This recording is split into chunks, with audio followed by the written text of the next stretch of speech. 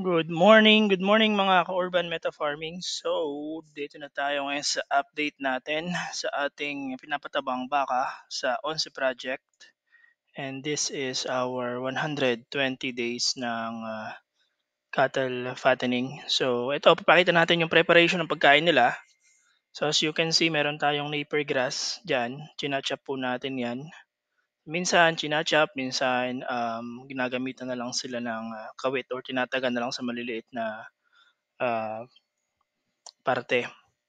So makikita nyo, chinachop natin yan and papakita natin kasi mas maganda yung chinachop na ganito dahil yung stock nila is nakakain nila. Minsan kasi may mga baka na nagiiwan ng stock dun sa pakain nila. Pero sa case naman ito ni Coco at ni Conrad, wala naman po tayong problema sa kanila. Kahit may mga mahahabang stock tayo, kinakain pa rin po nilang dalawa dahil sa sobrang lakas nilang kumain dalawang sa feedlot natin. So ayan, malaking bagay rin po na meron kayong ganito na chopper. So ito yung maliit na version namin, meron kaming malaking version din yan, yung Yamada. And dito naman, papakita natin yung pagpe-prepare natin sa painom nila. So yan, dalawang tabo na rice bran or darak ng palay. And then yung cattle feeds na ginagamit natin, isang tabo nun. So binibigyan natin sila ng ganito ng 3 beses sa isang araw bukod pa yung tubig lang mismo nila. Para mas mabilis yung kanilang pag-gain ng muscle, yung average daily gain nila mas maganda. Kasi kung puro forage lang ang gagamitin natin, hindi natin ma-reach yung target natin. So kailangan talaga natin ng cattle concentrate. So ito ay tumitimbang ng 1.5 kilos. And then sa 3 beses na pagpapakain namin ito ay umaabuti yan ng 4.5 a day. So binibigyan namin cattle concentrate sa kanila.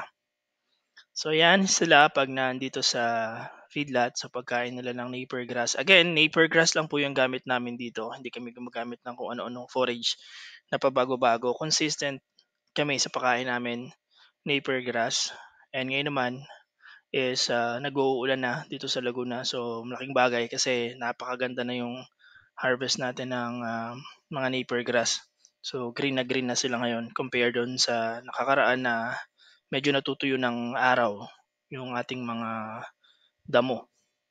So ito po yung pagkain nila ng napier grass. So pakita po natin sa inyo. So ganito po natin sila pinapakain. So si Conrad, so sa kabilang side. So yan, makikita nyo na malakas silang kumain. As in, wala po nasasayang dyan. Kung may malaglag man dyan na 2 damo, 2 piraso, 3 piraso, rest assured na yun ay makukuha pa rin nila. Bago nila maubos yan, sinasaid pa rin nila yung mga nasa baba. Ganun po sila kalakas kumain dalawa. And minsan, pag minamalas na malas yung dalawang niya, may mga manok dyan sa ilalim na kinakain din yung mga laglag nilang damo or yung mga baboy damo na pagala-gala dito. Pero normally, silang dalawa lang din talaga umuubos niyan. So napaka laki po ng potential ng dalawa na to na lumaki pa lalo dahil sa performance nila sa pagkain. So wala po yung kapahipihikan sa pagkain. Basta binigyan mo silang dalawa, ubos ng ubos. So itong dalawang to ay nag-a-average na sa 35 to 40 kilos a day yung napier grass na ini-intake nila from morning hanggang gabi po. So yan po ang pagkain nila. Ito naman, pakita natin yung pagbibigay natin ng cattle concentrate and then rice bran. So sinasamahan po natin yun ng isang timbang tubig every time binibigay natin sa kanila. So kita nyo pa sumisisid yan dyan, yung buong nguso niya, sinisisid niya dyan is kasi ano yan, kasi gustong gusto nila yung lasa nung combination ng cattle concentrate at nung ating rice bran. So gustong gusto lalo nila yan pag nag-sprinkle ka pa lalo ng rice bran sa ibabaw nung painom nila, mas gustong gusto nilang inumin lalo yun. So yan po ang pagpapainom natin. Umaga, tanghali, hapon yan na may ganito and then yung kanilang babad na tubig, may tubig din sila dyan na malinis na tubig lang aside dito sa pinapainom natin. Para in case mauhaw sila dyan sa initan, meron silang ready na tubig na ma-access nila 24/7. So ganito pong kabilis 'yan umubos ng, isang, timbang tubig, and then together with the feeds at saka yung sa rice bran, itong si Coco ay bibigyan mo lang siya ng less than 2 minutes. Yung isa medyo matagal, mga 3 minutes, 4 minutes, pero ito 2 minutes or less kaya niyang ubusin, yung isang timbang tubig tapos yung, feeds na meron siya.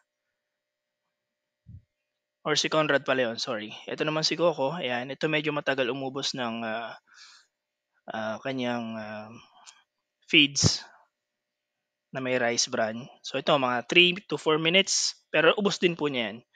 So pakita natin sa inyo yung, kung gaano siya kalakas uminom din ng tubig. Medyo ano 'to, medyo marami pa 'tong seremonya bago niya ubusin niya. Yung sinasabi ko sa inyo kanina, nag-i-sprinkle kami minsan ng iba, sa ibabaw nilalagyan namin konting rice bran para, malasahan agad nila kapag, lumapit yung, nguso nila dun sa may parteng tubig, diretso nila yung paghigop nung, tubig nila para hindi po 'yan, itapon. Kasi may tendency minsan na itinatapon ng baka kasi gusto lang makuha yung nasa ilalim. So kaya kailangang babantayan niyo po 'yan to avoid yung sayang na tubig, and then of course yung, sayang na feeds kung matatapon lang din naman.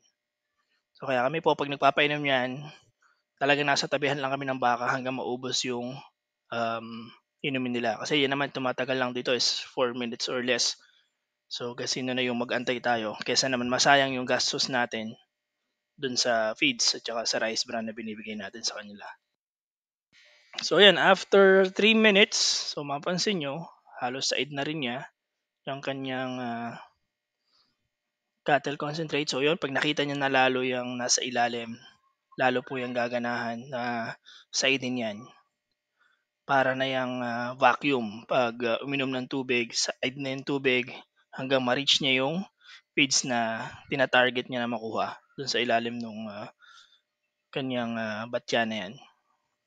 Ayan, medyo ini-slant lang natin para mas madali nilang makuha yung gusto nilang kunin na feed sa ilalim. Then eventually, said na rin 'yan sa kanila.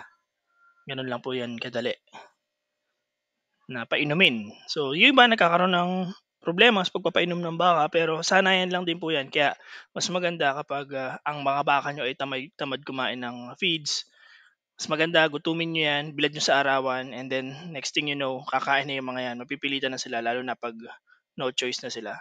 So by the way, ito na yung update natin sa dalawang baka na 'to. Day 56, May 26, 2024 ng ONSI project natin.